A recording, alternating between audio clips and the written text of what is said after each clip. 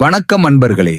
தமிழர்களின் பெருமைமிக்க தமிழ் குடி தெய்வங்களின் கதைகளை AI சினிமாட்டிக் முறையில் உங்களுக்கு வழங்குவதில் நம் தெய்வங்கள் சேனல் அளவில்லா பெருமிதம் கொள்கிறது. மேலும் நம் தெய்வங்கள் சேனலுக்கு அளித்த வரவேற்புக்கு மிக்க நன்றி. உங்கள் ஒவ்வொரு ஆதரவும் இந்த சேனலை அடுத்த கட்டத்திற்கு கொண்டு செல்ல உதவும். எனவே மறக்காமல் நம் காணொளிகளை உங்கள் குடும்பத்தினரும் நண்பர்களும் ஷேர் செய்து நம் தமிழர் வாழ்வியலை அழிவில்லா பொக்கிஷமாக இந்த டிஜிட்டல் யுகத்தில் பதிய செய்வது மிகவும் அவசியம். நம் சேனலில் வரும் அனைத்து காணொளிகளுக்கும் லைக் செய்து உங்கள் கருத்துக்களை மறக்காமல் கமெண்ட் பாக்ஸில் எழுதுங்கள். நம் சேனலை சப்ஸ்கிரைப் செய்யாத நண்பர்கள் தயவு கூர்ந்து சப்ஸ்கிரைப் செய்து நம் ஆன்மீக வட்டத்தில் இணைந்து கொள்ளுங்கள். சுமார் 1000 ஆண்டுகளுக்கு முன் மேற்கு தொடர்ச்சி மலைக்கு பக்கத்தில் பல பழங்குடி மக்கள் வசித்திருந்தனர். பெரும்பாலான கிராமங்களில் சில கட்டுப்பாடுகள் இருப்பது இயல்பான ஒன்று. ஆனால் கொம்பை என்னும் கிராமத்தில் கட்டுப்பாடுகள் பல மடங்கு கடுமையானவையாக இருந்தன. வெளியூர்களில் இருந்து யாரும் இங்கு வரக்கூடாது, பொழுது சாய்ந்ததும் யாரும் வீடுகளில் இருந்து வெளியே வரக்கூடாது என்பவை விதிமுறைகளாக இருந்தன. மேலும் ஒரு தம்பதியர் ஒருவர் மட்டுமே குழந்தை பெற்றுக்கொள்ள வேண்டும் என்பது முக்கியமான கட்டுப்பாடாக இருந்தது. இதனால் கொம்பை கிராமத்தில் இளைய தலைமுறை எண்ணிக்கை குறைந்தது. இந்த விதி பல தலைமுறைகளாக பின்பற்றப்பட்டதாக இல்லை என்றாலும் கடந்த சில 100 ஆண்டுகளாக கடுமையாக கடைபிடிக்கப்பட்டு வந்தது. ஆனால் இதற்கான காரணம் என்னவென்று கொம்பை மக்கள் யாரிடமும் கூறாமலே மௌனமாக இருந்தனர். இளம்பருதி கொம்பை கிராமத்தில் வாழ்ந்த ஒரு இளைஞன். சிறு வயதிலேயே தன் பெற்றோரை இழந்தவன். அவனை வளர்த்தது அவனது பாட்டி முனியாச்சி. சிறு வயதிலிருந்துதான் ஒரு சிறந்த வியாபாரியாக வேண்டும் என்ற ஆர்வம் அவனுள் இருந்தது. கொம்பையில் விளையும் கிழங்குகள் மற்றும் தேன் எல்லா ஊர்களிலும் விரும்பி வாங்கப்படும். கொம்பை மக்கள் அதிலேயே தங்கள் வாழ்வாதாரத்தை சார்ந்திருந்தனர். தன் பாட்டியிடம் தொழிலை கற்றுக்கொண்ட பருதி தலையங்கவல் என்ற பக்கத்து ஊரில் கழுதையில் கிழங்குகளை ஏற்றி சென்று விற்றுவிட்டு மாலைக்குள் வீடு திரும்புவான். தலையங்கவல் என்பது கொம்பையை விட முற்றிலும் வேறுபட்ட கிராமம். மக்கள் இயல்பாக வாழ்வார்கள், எந்த கட்டுப்பாடுகளும் இல்லாதது போல. ஆடி மாதத்தில் அந்த ஊர் திருவிழா கொண்டாடும் போது பருதி அங்கு சென்றான்.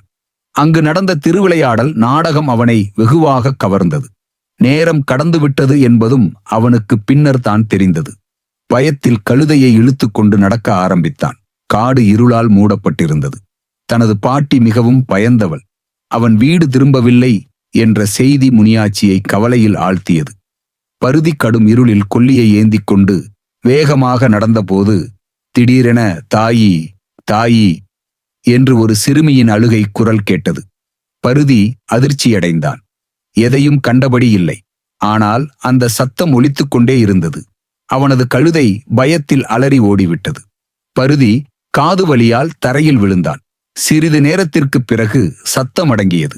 பனிமூட்டம் சூழ்ந்த காடு. எந்த திசையில் செல்ல வேண்டும் என்பது தெரியாமல் பருதி கண்ணீருடன் நெஞ்சம் பலகின்று அழ ஆரம்பித்தான்.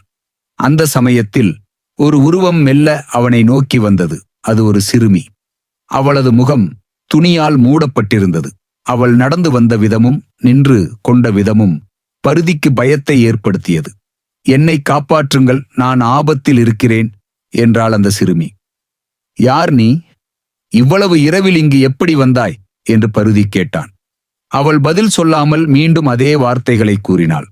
பருதி குழம்பியவாறு, இதுதான் ஊருக்குச் செல்லும் வழி, என்னை பின்தொடருங்கள் என்று கூறினான். அவள் மெதுவாக அவனை பின்தொடர்ந்தாள். பருதி தனக்கு நிகழ்ந்ததை கொண்டாடும் நேரமில்லை.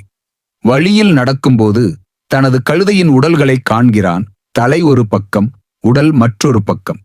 அவன் பதறி தன்னை பின்தொடர்ந்து வந்த சிறுமியை பார்த்தான். அந்த சிறுமி முகம் மறைத்து நின்று கொண்டு திடீரென பித்து பிடித்தவளைப் போல சிரிக்க ஆரம்பித்தாள். அந்த சிரிப்பு மரணத்தின் சிரிப்பாக உணரப்பட்டது. தன்னுள் உள்ள பயத்தை அடக்கிக் கொண்டு பருதி அவளை நேரில் பார்த்தான். நீ யார் குழந்தையே? ஏன் இப்படி சிரிக்கிறாய் என்று கேட்டான். அவள் சிரிப்பை நிறுத்திவிட்டு முகத்தில் கட்டியிருந்த துணியை அகற்றினாள். அவளின் முகம் மூக்கில்லாமல் கண்ணில்லாமல் முழுக்க இரத்தத்தில் வேதனையுடன் இருந்தது. அவள் தாயி தாயி என்று கத்தினாள். அந்த குழந்தையின் இந்த அகோர முகத்தை பார்த்த பிறகு பருதி கலக்கமடைந்தான். மனதில் பயம் கொப்புளித்தாலும் இந்த குழந்தையின் இந்த நிலைக்கு காரணம் என்ன என்று எண்ணி பரிதாபத்துடன் பார்த்தான். தன்னைக் கண்டு உயிர் பயம் கொண்டு ஓடியவர்களை மட்டுமே பார்த்த அவளுக்கு பருதியைக் கண்டு ஆச்சரியப்பட்டாள். பருதியின் உள்ளத்திலுள்ள ஈரம் அவளுக்கு பளிரென்று வெளிப்பட்டது. உன் இந்த நிலைக்கு யார் காரணம் என்று பருதி அந்த குழந்தையிடம் வினவினான். அவள், நான் தான் பேச்சி என்றாள். பருதிக்கு உடல் நடுங்கியது. இந்த குழந்தைதான் பேச்சியா? ஊர் மக்கள் ஏன் இந்த குழந்தையைக் கண்டு அஞ்சுகிறார்கள் என்று மனதிற்குள் எண்ணினான். இந்த கொம்பை கிராமத்திலே பிறந்தேன், ஒரு பெண் பிள்ளையாக. என் தாய்க்கு 2ஆம் பெண் குழந்தை. முதலில் பிறக்கவிருந்த குழந்தையை கள்ளி ஊற்றி கொன்றுவிட்டனர். ஆண் பிள்ளை இல்லை என்பதற்காக என் பிறப்பே தவறு என தீர்மானித்தார்கள். பெண் பிள்ளை உள்ள குடும்பத்தை கிராமத்தில் ஒதுக்கி வைத்து விடுவார்கள் என்று எண்ணி நான் பிறந்தவுடன் என்னை காட்டினுள் உள்ள ஒரு நரி குகைக்குள் வைத்து விட்டார் என் தந்தை. நரிகள் என்னை உயிருடன் தின்றதில் நான் உயிரிழந்தேன். என் முகத்தில் உள்ள காயத்திற்கு காரணம் அதுவே. என் அழுகையை யாரும் கேட்கவில்லை. என் மூச்சு உதிரும்போதே இந்த உடலை விட்டு நான் பிரிந்தேன். வாழப் பிறந்தேன், ஆனால் வாழ விடப்படவில்லை. எனக்கு இந்த ஊர் இழைத்த கொடுமைகளுக்கு இந்த ஊர் சபிக்கப்பட்டது. இந்த ஊரில் பிறந்த ஒவ்வொரு 2ஆம் பிள்ளையும் மனிதர் அல்லாத விசித்திர உயிர்களாக பிறந்தன. இரவில் சுற்றித் திரிந்த இந்த படுபாவிகளை நான் வேட்டையாடினேன்.